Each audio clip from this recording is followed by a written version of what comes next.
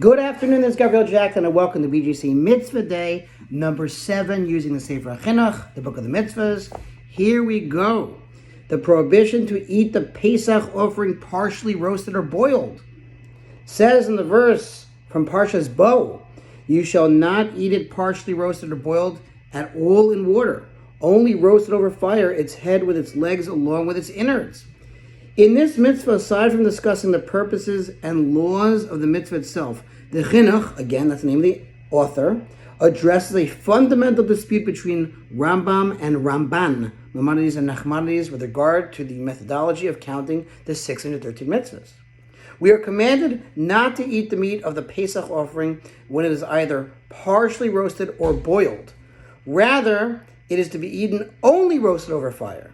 As it is stated, you shall not eat it partially roasted or boiled at all in water, only roasted over fire.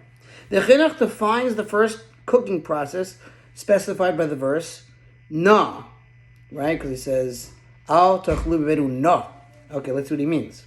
The description of this junction is that one shall not eat the Pesach before it is fully cooked, even if the partial cooking came only about through roasting.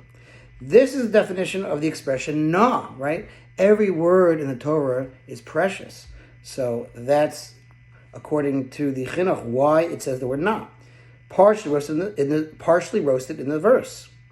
For meat that the fire has begun to affect and that has been somewhat roasted, but is not yet fit for human consumption, is called na, like nothing, na, that, na.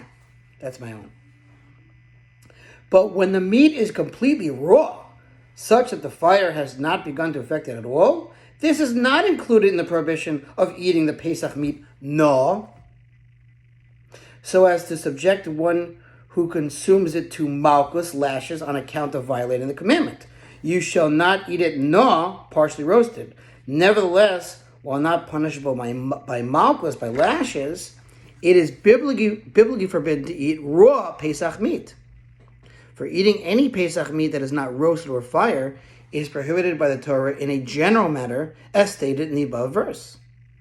The Chinuch now defines the second cooking process specified by the verse. The definition of the expression boiled with respect to this prohibition is that which is boiled in water or in any liquid or in fruit juice. Although the verse explicitly prohibits only Pesach meat boiled in water, the prohibition covers Pesach meat boiled in these other liquids as well. For it is stated in that verse, or boiled at all, which includes all other liquids. We'll do one more paragraph. Underlying purpose of the mitzvah.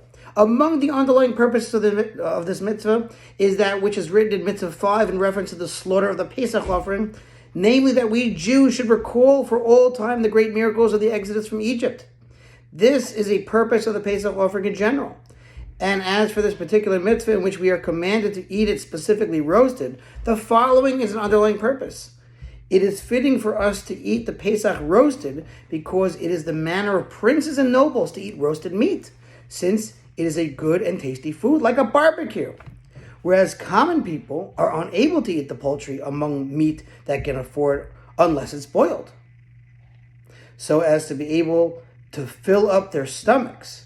Now, since we eat the Pesach offering to commemorate our exodus to freedom, whose objective was for us to become a kingdom of ministers and a holy people, says in Exodus, it is surely fitting for us to conduct ourselves with regard to its consumption in a manner of free men and nobility who generally eat roasted meat.